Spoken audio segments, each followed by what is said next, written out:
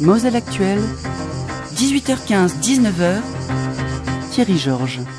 Bonsoir à toutes et à tous, bienvenue dans Moselle Actuelle, en partenariat avec le conseil départemental de la Moselle. L'invité de Moselle Actuelle, c'est Raphaël Pitti, de retour de sa 28e mission en Syrie, qui lance un appel pour financer des cabinets dentaires en Syrie. Nous avons le plaisir d'accueillir dans Moselle Actuelle Raphaël Pitti, invité aujourd'hui pour nous parler de la Syrie. Raphaël Pitti, faut-il rappeler que vous êtes médecin humanitaire, conseiller municipal à Metz, mais on ne parlera pas de Metz, ou plutôt vous allez lancer un appel aux Messins, mais pas qu'aux Messins. Vous êtes investi en Syrie depuis 2012 et vous êtes venu régulièrement nous raconter vos missions, pas toutes, puisque c'est la 28e, vous rentrez de votre 28e mission. Vous êtes venu nous raconter régulièrement à votre retour l'évolution de la situation en Syrie. Justement, quelle est la situation aujourd'hui, sachant qu'on parle très peu, voire pas du tout de la Syrie dans les médias. Elle ne fait pas la une de l'actualité aujourd'hui, depuis que Daesh a été plus ou moins éradiqué. Bonsoir Thierry, merci encore une fois de m'inviter. Effectivement, je suis rentré de Syrie. Alors on ne peut pas dire qu'il ne se passe plus rien en Syrie. Il existe encore 80% du pays maintenant est entre les mains du régime et de ses alliés. Il reste une zone, qui est la zone de Idlib, dans le nord-ouest de la Syrie, près de la frontière turque, Et là se concentrent tous les rebelles qui restent encore, c'est-à-dire 70 000 rebelles, dont 10 000 salafistes qui sont là. Et puis, il y a aussi surtout 3,5 millions de gens, d'une population qui s'est réfugiée dans cette zone et qui provenaient de toutes les zones de combat, c'est-à-dire de Alep, de la Ghouta, de Homs, de Deraa, etc., à qui on a dit vous pouvez aller vous réfugier dans cette zone-là parce que cette zone est une zone de désescalade de la violence, c'est ce qu'avaient annoncé les Russes. Et donc, on a poussé les gens à aller là-bas. Maintenant, ils sont pris dans une espèce d'étau, ils sont enfermés dans un cul-de-sac et depuis maintenant 2 mois, le régime a décidé de récupérer cette zone. Alors, il est évident que s'il récupère cette zone, il aura récupéré 100% du territoire, territoire, et ils pourront annoncer qu'ils ont gagné quelque part la guerre contre les rebelles. Mais le problème, c'est la violence avec laquelle cela se passe. Ces 3,5 millions de personnes sont dans des camps, ils vivent dans des écoles, ils vivent dans des mosquées. Ils dépendent complètement de l'aide humanitaire internationale. Donc, qui est présente sur place. Alors, elle traverse la frontière turque. Les Turcs laissent rentrer l'aide humanitaire pour ces populations. Et là, vous avez la FAO, vous avez l'UNICEF, les grandes ONG internationales qui viennent dans ces camps pour apporter leur aide et dont ils sont complètement dépendants. Donc il y a des observateurs internationaux qui sont présents dans cette zone. Et en particulier, même les Turcs sont présents. Il y a 12 postes d'observation turcs qui sont dans cette zone-là. C'était prévu dans le cadre justement de la désescalade de la violence où les Turcs étaient là présents pour assurer une espèce de zone de non-guerre, si vous voulez. Or, maintenant, depuis 2 mois, le régime a décidé de récupérer et il bombarde. Il bombarde d'une manière non discriminée. Mais alors, il bombarde les rebelles, il bombarde les réfugiés, il bombarde qui? Ce qu'il a toujours fait, c'est-à-dire sans discernement. Sans discernement, et surtout, bien entendu, toutes les structures sanitaires. On a comptabilisé 54 structures sanitaires qui ont été détruites, que ce soit des centres de soins primaires, que ce soit des hôpitaux, que ce soit des centres d'ambulance, etc., sont détruits systématiquement. Les gens sont... Et bien entendu, la population fuit. Elle essaye de fuir et elle voudrait fuir vers la frontière turque. Aujourd'hui, il y a plus de 400 000 personnes qui ont fui en pleine campagne, tout proche de la frontière turque. Mais qui ne peuvent pas passer. Non, pour l'instant, ils ne peuvent pas passer. Mais il est évident que si la violence se poursuit, de plus en plus, que vont devenir aussi les 70 000 rebelles, comment réussir à faire en sorte... Mais comment se côtoient les rebelles et les réfugiés? Alors, les réfugiés organisent... les rebelles, quelque part, laissent faire, bien évidemment, les ONG internationales pour apporter leur aide, etc. Tout ça se fait bien entendu sous contrôle des rebelles qui détiennent le pouvoir dans cette zone, de pouvoir de police, pouvoir de guerre, etc. Bien évidemment, il faut pouvoir travailler avec leur accord, sinon ce n'est pas possible. Et dans cette zone-là, 400 000 déjà sont partis vers la frontière turque et sont contre la frontière turque. Certains sont en pleine campagne, sous les oliviers. Et là, bien entendu, il est difficile de leur apporter l'aide humanitaire. Donc, ils sont dans une situation extrêmement difficile. Et en même temps, qu'est-ce que tout le monde craint, y compris l'ONU, qui a demandé justement à la Russie de tempérer un peu ce qui est en train de se passer, parce que nous sommes face à une véritable catastrophe humanitaire. Ces 3,5 millions de personnes risquent de vouloir forcer la frontière turque, de pénétrer en Turquie pour se réfugier. Il y aura certainement, les rebelles vont aussi essayer de passer à ce moment-là pour se réfugier en Turquie. Oui, de se mêler aux réfugiés. Et bien évidemment, et nous sommes là, nous sommes devant la possibilité d'une vraie crise humanitaire, une vraie catastrophe humanitaire avec ce que nous avons vécu en 2015-2016, le fait qu'ils vont vouloir aussi venir en Europe. Bien sûr. Et donc, la communauté internationale sur le plan politique se mobilise pour essayer de faire tempérer cette situation. Il n'y a pas de solution pour moi a priori. A priori, je n'entrevois pas de solution. Qui réfléchit sur ce cas-là actuellement? L'ONU, bien sûr, les diplomaties internationales, l'Europe aussi, qui appelle à la modération, etc. Le président Macron a lancé un appel aussi en disant qu'il fallait arrêter ces bombardements parce que c'était pousser les gens à partir. Et donc, nous sommes devant une catastrophe. Donc c'est une bombe à retardement, là. Ah, mais c'est certain qu'elle peut se déclencher à tout moment. Si cela se poursuit comme ça s'est poursuivi encore la semaine dernière, on compte aujourd'hui environ 500 morts. Parmi la population civile, la semaine dernière, c'était il y a 3 jours, 14 personnes ont été tuées au cours des bombardements. Sachant qu'il y a toujours des réfugiés syriens dans des camps en Turquie, il y en a encore? Absolument, bien évidemment. En Turquie, vous avez 3,5 millions de réfugiés syriens. L'Europe a payé le président Erdogan pour qu'il les garde. Et elle a donné 2 fois 3 milliards, c'est-à-dire 6 milliards pour qu'il les garde. C'est ce qui se passe aujourd'hui, ce qui fait que nous avons la crise de 2015-2016, elle s'est réglée comme ça. Nous avons gardé les 800 000, l'Allemagne en a pris le plus grand taux, et nous avons payé pour que la Turquie garde. Mais la Turquie, s'il y a 3 millions de personnes qui se présentent aujourd'hui, la Turquie les laissera passer pour aller en Europe, c'est bien évidemment. Donc nous sommes devant une catastrophe humanitaire annoncée. Et personne pour l'instant ne trouve de solution, et les Russes ont bien décidé en découdre puisqu'ils participent au bombardement. Donc aux côtés de l'armée syrienne. Aux côtés de l'armée syrienne, oui, bien évidemment. Où étiez-vous alors durant votre séjour, dans Raphaël le nord-est, mais là c'est très compliqué maintenant de Comment entrez-vous d'ailleurs en Syrie maintenant? Toujours d'une certaine manière un peu clandestinement, si vous voulez, en passant par l'Irak cette fois-ci, pour rentrer du côté du nord-est de la Syrie, dans la zone du Kurdistan syrien, où là, ce sont les forces arabo-kurdes qui se sont battues contre Daesh, qui, dans cette zone, est devenue une zone quand même plus sécurisée. On peut circuler dans cette zone. Les ONG travaillent, Médecins du Monde, Médecins sans frontières, etc. D'autres ONG internationales sont dans cette zone, Handicap International, et l'USSM y est aussi présent. Donc, nous sommes présents. Cette fois-ci, je suis allé à une réunion justement de toutes les ONG travaillant dans la zone du nord-est de la Syrie, du Kurdistan syrien, où nous avons fait la première réunion de coordination de nos actions, qui fait quoi et où on le fait, de manière à ce qu'on sache exactement ce qui se passe. Et de notre côté, je suis allé ensuite jusqu'à Raqqa pour voir cette ville qui est détruite à 80%. 80% de la ville est détruite, mais elle n'est pas encore sécurisée complètement. Il y a des explosions de temps en temps, et les forces kurdes nous disaient qu'il y avait certainement des éléments de Daesh encore présents au milieu de la population. Raqqa, c'est une très grande ville. Il y avait 800 000 habitants avant la guerre, avant 2011. Et entrer en Irak, en revanche, ça se fait facilement? Oui, tout à fait. Dans le nord, il suffit de prendre son avion de Istanbul, Erbil. Et donc c'est une ligne régulière maintenant qui fonctionne, qui a été rétablie. Oui. Absolument. Et il est tout à fait facile d'aller au moins jusqu'à Erbil. Un peu plus compliqué de rentrer en Syrie par l'Irak. C'est un peu plus compliqué. Il faut traverser le Tigre. C'est le Tigre qui fait frontière avec la Syrie. Et quand on est du côté irakien, la Syrie est juste en face après le Tigre. Et c'est d'ailleurs fantastique, puisque nous sommes sur une radio chrétienne, c'est que à ce niveau-là, on appelle cette zone s'appelle Percharbor, et le village qui est là, le village de Percharbor, est un village chrétien araméen, d'accord, qui auparavant était de part et d'autre de la frontière, c'était la même population de part et d'autre de la frontière. Maintenant, le pont a été détruit, donc les deux populations qui ont des familles de part et d'autre sont séparées parce qu'il n'y a plus de passage possible.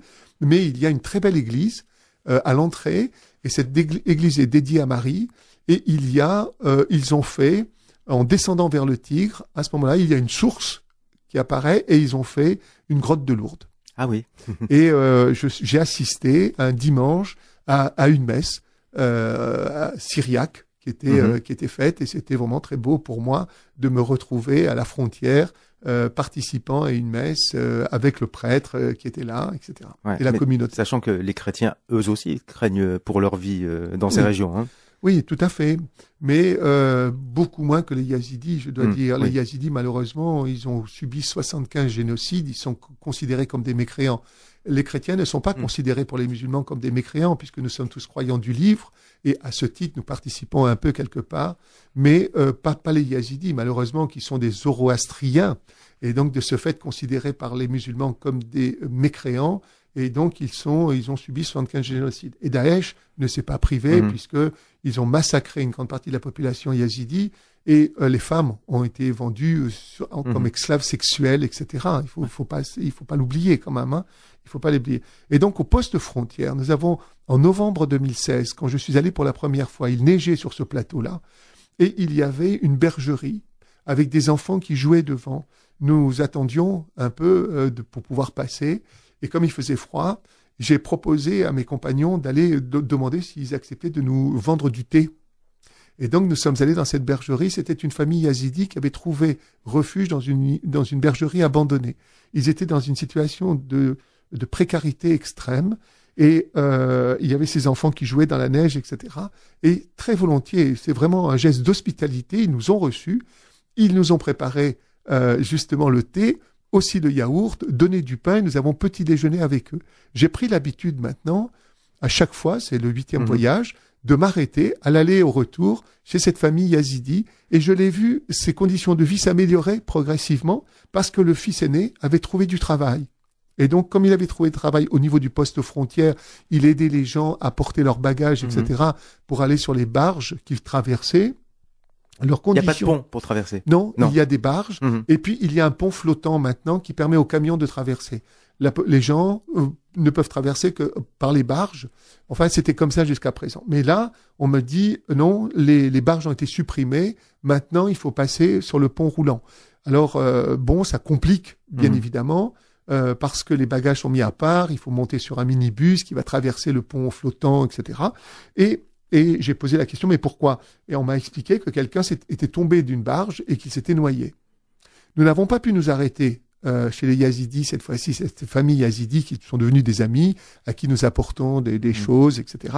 Et au retour, par contre, j'ai tenu à m'arrêter et nous nous sommes arrêtés. Nous sommes rentrés, il y avait une espèce de tristesse très profonde à ce moment-là. Il n'y avait pas cette jovialité pour nous recevoir, alors que nous sommes rentrés, il n'y avait que la mère. Nous nous sommes assis à terre. Elle nous a proposé de manger. Il était vers 11h30, midi, de manger. Nous avons refusé parce qu'il nous fallait continuer notre route. Et je l'ai vu s'effondrer en pleurs. En vérité, c'était le fils aîné qui était mort noyé. Ah ouais. Et donc, et c'était le seul support de la famille. Et je dois dire vraiment que ça m'a profondément peiné. Et pendant tout le temps, le peu de temps que nous sommes restés, la mère pleurait abondamment en nous montrant la photo de son fils. Il n'avait pas retrouvé le corps. Moselle Actuelle, 18h15, 19h, Thierry Georges.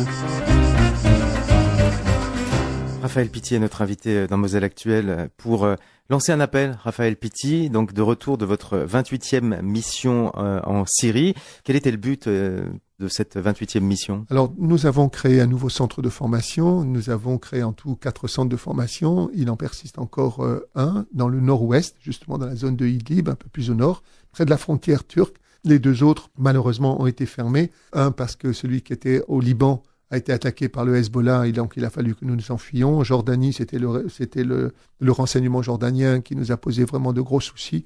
Et maintenant, nous avons ouvert le 4e centre dans cette partie. Il faut bien voir que ça fait 8 ans que les médecins, le personnel soignant n'a plus de formation médicale du tout et que beaucoup des compétences sont parties. Ceux qui restent, malheureusement, sont des étudiants, sont des gens de bonne volonté, etc. Des étudiants en médecine? En médecine, voilà. Oui. Et oui, mais c'est aussi des infirmiers, non du tout infirmiers du tout, qui spontanément ont appris sur place à faire des piqûres, à faire des pansements, à surveiller des malades, etc. Et il y a un manque de compétences criantes. Et si bien que nous avons ouvert ce centre de formation dans l'hôpital, dans un hôpital dans la ville de Derrick, et on a mis à notre disposition une aile de cet hôpital qui était désaffectée. Donc, quand on rentre dans cet hôpital, qui est un hôpital régional, qui avait un hôpital de 200 lits, aujourd'hui, il n'a plus que 75 lits parce qu'il manque, les ressources humaines sont manquantes. Il est impossible de faire fonctionner un hôpital par le manque, justement. Sur la ville de Derrick, il n'y a qu'un seul radiologue. Et le cabinet dentaire qui était là avait été en particulier pillé. Et je me suis à ce moment-là intéressé aux problèmes dentaires, parce que jusqu'à présent, là maintenant, nous sommes dans une situation de stabilité. Oui, jusqu'à présent, nous sommes sortis de l'urgence dans cette zone-là. Jusqu'à présent, c'était de l'urgence chirurgicale. C'était de l'urgence de catastrophe, etc., de prise en charge de blessés, des bombardements, etc.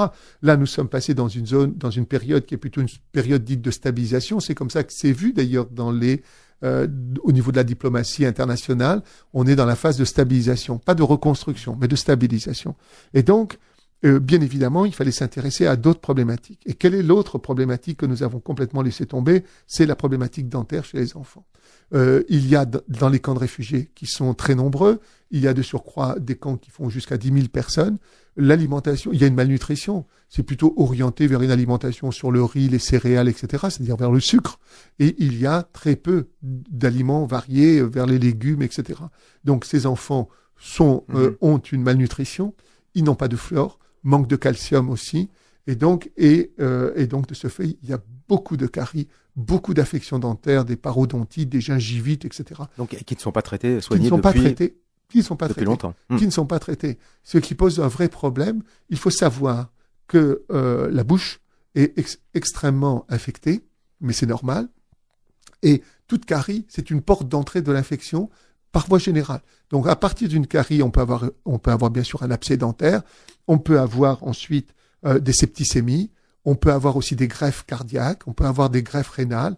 On peut avoir des complications organiques généralisées à partir de ces problèmes-là.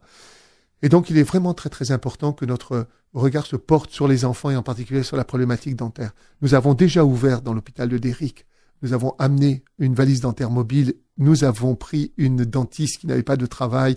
Nous l'avons installée. Elle travaille dans l'hôpital comme dentiste. Son carnet de rendez-vous est plein jusque tout mois d'août déjà, tellement elle a de patients qui viennent des camps de réfugiés, qui viennent des zones pauvres, etc. Ça n'est pas suffisant, bien évidemment. Et l'idée avait été pour nous de mettre 2 cabinets dentaires mobiles pouvant aller circuler de camp à camp. En vérité, là maintenant, j'ai découvert que c'était pas possible. Enfin, c'était un problème que de faire ça. Pourquoi? Parce que ces camps de réfugiés sont gardés par les forces de sécurité arabo-kurdes et les gens ne peuvent sortir de ces camps que 4 fois par an. 4 fois par an. 4 fois par an. C'est-à-dire que comme il y a 10 000 personnes, ils peuvent pas se permettre de laisser rentrer et sortir comme ils veulent. Il y a un problème sécuritaire parce qu'on ne sait pas s'il n'y a pas des infiltrés de Daesh là-dedans. Donc, ils sont gardiennés par des forces de sécurité importantes et les gens doivent avoir une raison pour sortir. Et donc, ça pose un véritable problème. Les soins dentaires peuvent nécessiter 6, 7 ou 8 séances quand il faut réparer. Donc ça veut dire qu'il faut vraiment installer les cabinets dentaires dans les camps. Dans les camps, voilà. Alors nous avons pris la décision dans les 2 plus grands camps qui sont dans le nord-est de la Syrie, qui sont les gens qui sont sortis de Raqqa, c'est d'installer ces camps à l'intérieur de la Syrie. On parle de camps, on se rend pas bien compte parce que finalement la population dans ces camps, ce sont des villes. Ce sont des villes, oui. Et ce sont des grosses villes. On est au-delà du village, là. Oui, absolument. Ce sont des villes. Je disais, Raqqa, c'est 800 000 habitants. Beaucoup de la population, Raqqa est détruite à 80%. Beaucoup de la population a fui et elle est dans ces camps. Quand on va dans Raqqa, comme je l'ai été, on voit bien que cette ville est complètement détruite et donc il n'y a pas d'économie. Bien sûr, l'économie revient. Bien sûr, il y a des commerces qui ouvrent, etc. Bien évidemment. Mais encore, il n'y a pas d'argent circulant, il n'y a pas de travail pour tout le monde, etc. Donc, ils dépendent eux aussi de l'aide internationale. Et la France, y met beaucoup. À Raqqa en particulier, elle y met beaucoup. Et donc, on nous avait dit, avant de partir aux affaires étrangères, allez à l'hôpital de Raqqa, parce que c'est nous qui l'avons rénové entièrement. Et effectivement, je suis allé à l'hôpital de Raqqa. L'ancien hôpital, c'était le état-major de Daesh, et donc celui-ci n'est plus utilisable parce que grandement détruit. Il y avait une extension de cet hôpital qui était encore debout, qui a été entièrement rénovée par le gouvernement français, entièrement. Et nous y sommes allés. J'ai rencontré le médecin.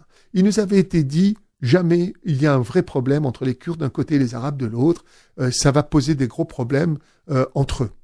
Et donc, votre centre de formation dans le Kurdistan syrien au nord, très bien, mais il faudra que vous en fassiez un à Raqqa pour les Arabes qui sont de cette zone-là. Parce que autrement, ils ne viendront pas. Les Arabes de Raqqa n'iront pas à Déric, d'accord, c'est certain, et donc il faut. Ceci dit, quand j'ai vu le directeur de l'hôpital, je lui ai demandé à le visiter, cet hôpital, et nous sommes allés dans le service de soins intensifs.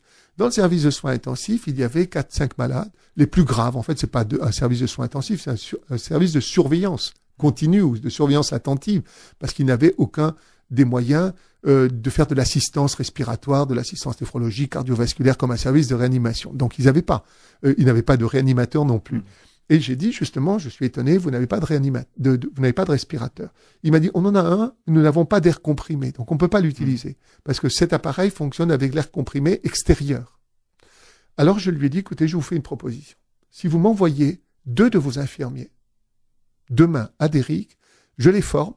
J'ai amené des respirateurs qui sont munis de leur propre concentrateur, compresseur interne, et ils pourront revenir avec 2 respirateurs pour pouvoir les faire fonctionner.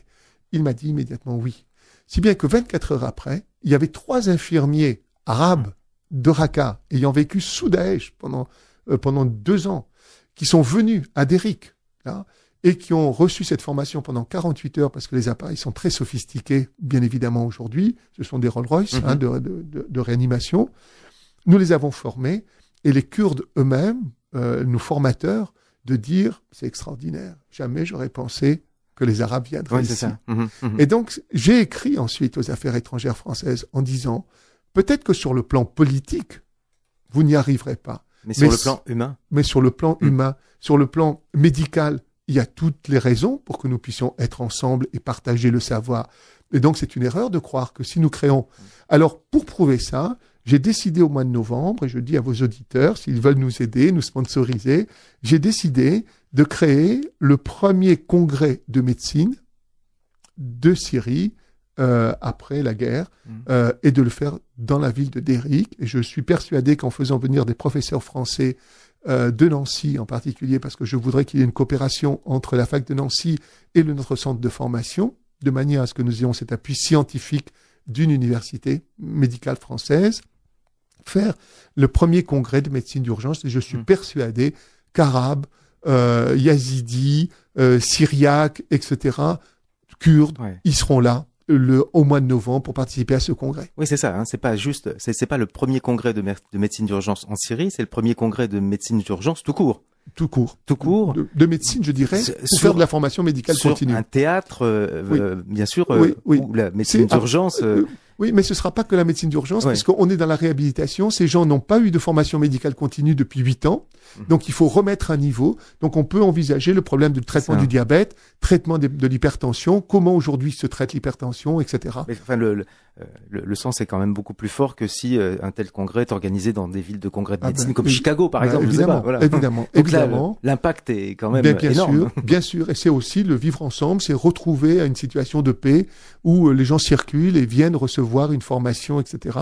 Pour moi, c'est déjà de dire, vraiment, il faut reconstruire maintenant cette Syrie dans ce qu'il en reste, dans ce qui est là. Il faut que nous arrivions. Et je pense que nous, Français, c'est en même temps une façon de faire rayonner la médecine française en Syrie. Le régime suit, parce que vous et les autres faites, ils sont au courant, vous pensez? Certainement, oui. Mais il n'y a aucune réaction? Non, il n'y a pas de réaction du tout. Nous sommes dans une position purement humanitaire. Nous ne prenons pas part du tout aux problématiques géopolitiques ou géostratégiques. Nous restons, et je reste depuis 8 ans dans cette ligne-là. Ce qui nous importe, c'est la souffrance des populations, la souffrance des populations, la souffrance des populations. Donc là, c'est un appel que vous lancez, Raphaël Pitti, pour ces cabinets dentaires. Oui. Donc on peut très concrètement et facilement soutenir le financement de ces cabinets. Oui, alors il faut savoir qu'un cabinet dentaire, pour nous, c'est d'abord avec son installation et son fonctionnement pendant 1 an, la paye du dentiste et de son assistant, etc., le matériel qui est consommable, etc., c'est 50 000 €. Donc il nous faut pour cette année 2 fois 50 000 €. Voilà, en tout cas, j'ai lancé un appel déjà pour le premier, de 50 000 €. Si vous voulez nous aider, aidez-nous, parce que je crois que nous sommes véritablement utiles, en particulier pour prévenir, pour l'avenir des enfants de ces camps, en sachant que nous faisons aussi des séances de prévention à l'hygiène bucco-dentaire. Nous avons formé des infirmiers des camps pour faire des séances d'hygiène bucco-dentaire avec distribution au même temps de kits dentaires, brosses à dents et pâtes dentaires, et aussi sur le problème du régime alimentaire. Et vous souhaitez voir le premier cabinet dentaire fonctionnel et en activité quand? Enfin, le plus tôt possible, me direz-vous, mais réalistement quand? Moi, je voudrais fin septembre, octobre. Si nous avons tout ce qu'il faut, il nous suffit d'avoir l'argent pour lancer, et c'est assez rapide. Donc, les fournisseurs font des efforts aussi? C'est assez facile de trouver tout ça en Irak. D'acheter sur place, c'est beaucoup moins cher que de faire venir par avion. Que de faire venir par avion. Et en plus, c'est du matériel chinois qui n'est pas très cher. Donc, il est possible de faire ça. Il suffit ensuite de le faire traverser la frontière. Donc, si on achète ça à Erbil, c'est ça. Si c'était équipé un cabinet dentaire en France, ce serait plus cher. Ce serait non seulement plus cher, mais après, il y a le transport, etc.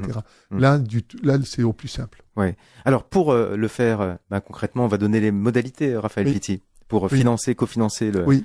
C'est du crowdfunding, hein, donc le cabinet dentaire. Oui. La collecte de fonds peut se faire, le don peut se faire directement en allant sur ma page Facebook, Raphaël Pitti, et à ce moment-là, bien évidemment, il y a l'adresse de la collecte qui se fait par l'intermédiaire de l'USSM, Union des organisations de secours et des soins médicaux, qui est l'ONG avec qui je travaille depuis 8 ans, ou aller directement sur le site de l'USSM, uossm.fr, et d'aller là, et d'aller sur collecte dentaire, donc collecte appel de Raphaël Pitti, et de retrouver les éléments. Mais le plus simple, c'est déjà de passer par votre page Facebook, et puis ensuite on se laisse guider facilement. Bien évidemment. Ou alors de m'adresser directement un chèque au nom de USSM, à USSM, 1 rue Mozart, 57 000 Metz. USSM, 1 rue Mozart, 57 000 Metz, si c'est par chèque.